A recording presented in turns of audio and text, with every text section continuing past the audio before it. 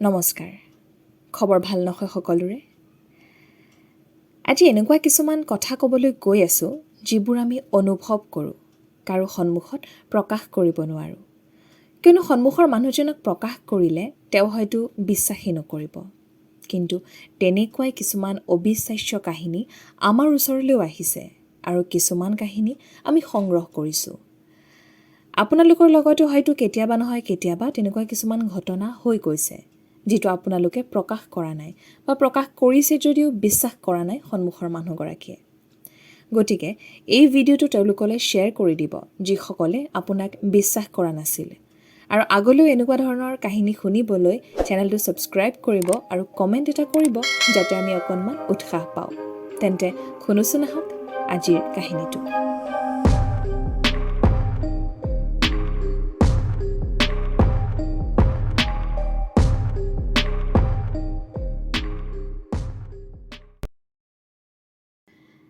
আজিৰ কাহিনীটো যিগৰাকীয়ে মোলৈ পঠিয়াইছে তেওঁ তেখেতৰ নামটো কাহিনীটোত প্ৰকাশ কৰিবলৈ মানা কৰিছে।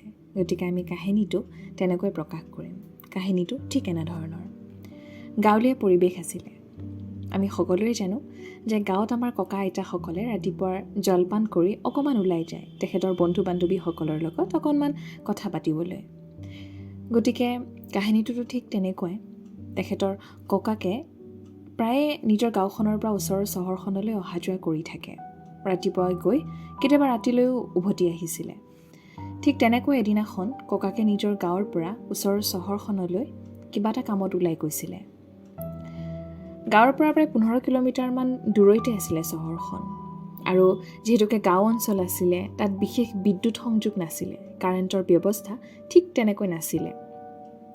ৰাতি অন্ধকাৰ হ'লে মাজে মাজে পথাৰৰ পৰা গাঁৱলৈ অহা ৰাস্তাটো খুবেই অন্ধকাৰ হৈ পৰে আৰু তেতিয়াই বাটটোত দেখা পাওঁতে অকণমান কঠিন হৈ পৰিছিলে। এইখিনিতে তেওঁ আৰু এজন মানুহৰ কথা কৈছে, শংকৰ। তেওঁ গাঁৱৰ এজন খেতিয়ক আছিলে।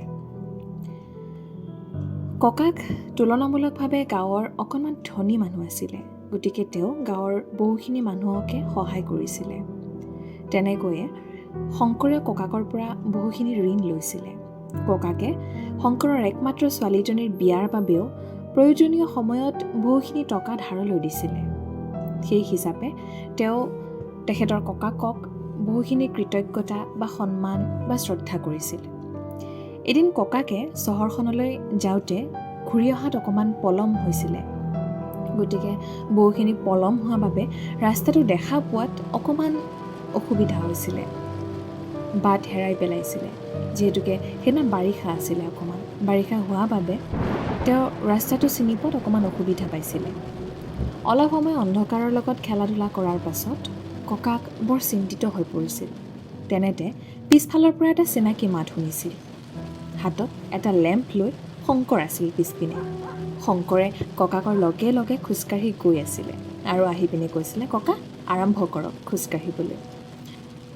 শংকৰ অহাৰ লগে লগে ককাৰ মনটো ভাল লাগিল, কিয়নো তেওঁ পিছপিনৰ পৰা তেওঁৰ হাতৰ লেম্পটোৰ পোহৰ পাই আছিলে। গতিকে ৰাস্তাটো তেওঁ ধুনীয়াকৈ দেখা পাই আছিলে।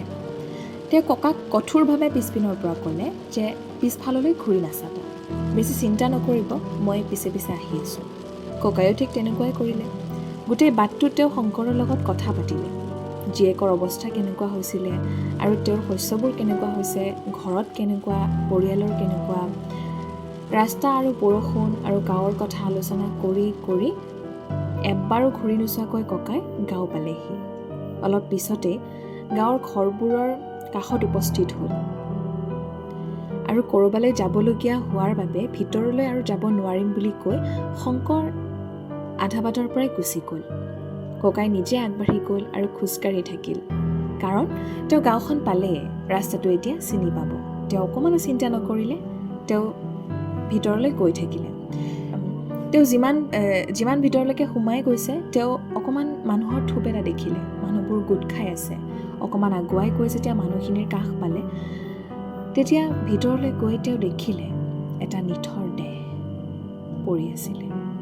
মানুহবোৰে থোপ লাগি কথা পাতি আছিলে। নিথৰ দেহটো দেখি ককাক বৰ আচৰিত হৈ গৈছিলে। আৰু অকণমান ওচৰলৈ গৈ যেতিয়া দেখিলে, মৃতদেহটোৰ মুখখন যেতিয়া ককাই দেখিবলৈ পালে, তেওঁ হতভম্ব হৈ গ'ল, কিয়নো সেইটো শংকৰৰ মৃতদেহ আছিল। ককাক বাট দেখুৱাই দিয়া মানুহজন শংকৰ নাছিল, কিবা এটাহে আছিলে, কিয়নো সেইদিনা শংকৰৰ মৃত্যু হৈছিলে। ককাৰ বৰ ভয় লাগিছিল। আচলতে শংকৰ মৃত্যুৰ পৰা উভতি আহিছিল নিজৰ ঋণ স্বীকাৰ কৰিবলৈ, নিজৰ ধাৰখিনি স্বীকাৰ কৰিবলৈ আৰু প্ৰয়োজনীয় সময়ত ককাক সহায় কৰিবলৈ। আজিৰ কাহিনীটো কেনেকুৱা লাগিল আপোনালোক সকলোৱে ক'ব।